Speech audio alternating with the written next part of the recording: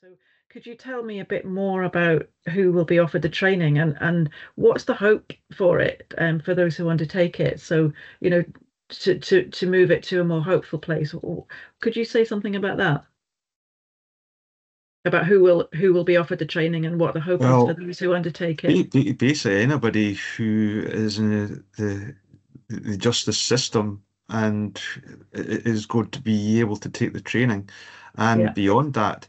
So we've got like the Crown Office, Police Scotland, I think the Law Society, so all the lawyers and solicitors who will be involved in, could potentially be involved in the process. And there's a lot of other people as well. We know that there's a lot of interest from the local authorities. Good.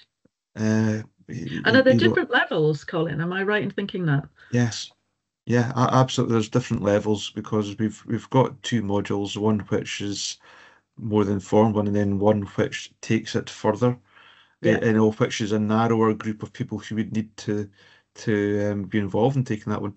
So at the moment, you're talking tens of thousands of people who Yeah. will be going through the training.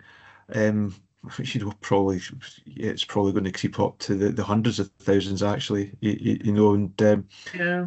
And and the positive thing is that every organisation that's been mentioned, some of them were actually stakeholder groups, and but they are all looking forward to it. They're all wanting this training. They're all, everybody can see the value and the benefit.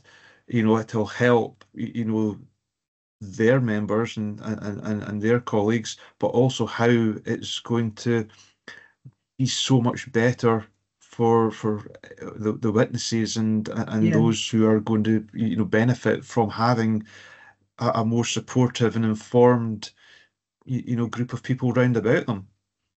Hear the voices of real people. I thought that was very effective.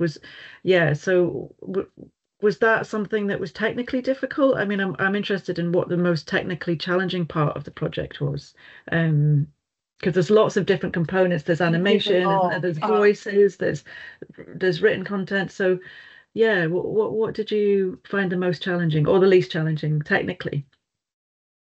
I mean, from my perspective, I think the most challenging was trying to make it all sit together because Right. there is so many different Right. there Yeah. is so many different elements, there are so many different perspectives, but also trying to make it feel honest and Yes. real Yes. because obviously you want to have that technical expertise and you want to have the training come from that position of knowledge and actually, yes, we a couple of the people working on this were clinical psychologists. They absolutely know and understand the science.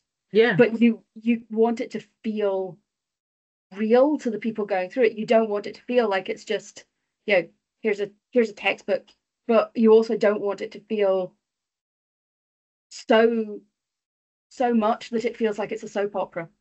Yeah, absolutely. And am I right in thinking that there were some previous courses on trauma and substance abuse that had been done? Is that correct that you had to kind of keep the consistency of the imagery and the feel of the Yeah, I learning? mean, there is a program around trauma Yeah. which NES has done, and the substance abuse was one which we worked on as well.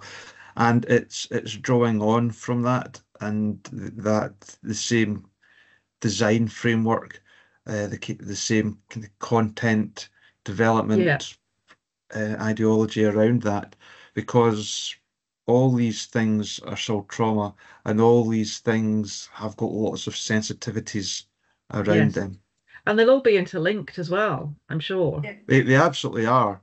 I Hmm. think but this one, the justice one, is such on a different level, I think, in the Yeah, magnitude, definitely. because it can have elements of substance abuse within anybody who's going to be trauma, and in the justice system, they can be coming from an area where there's been substance abuse or, you know, something related to that.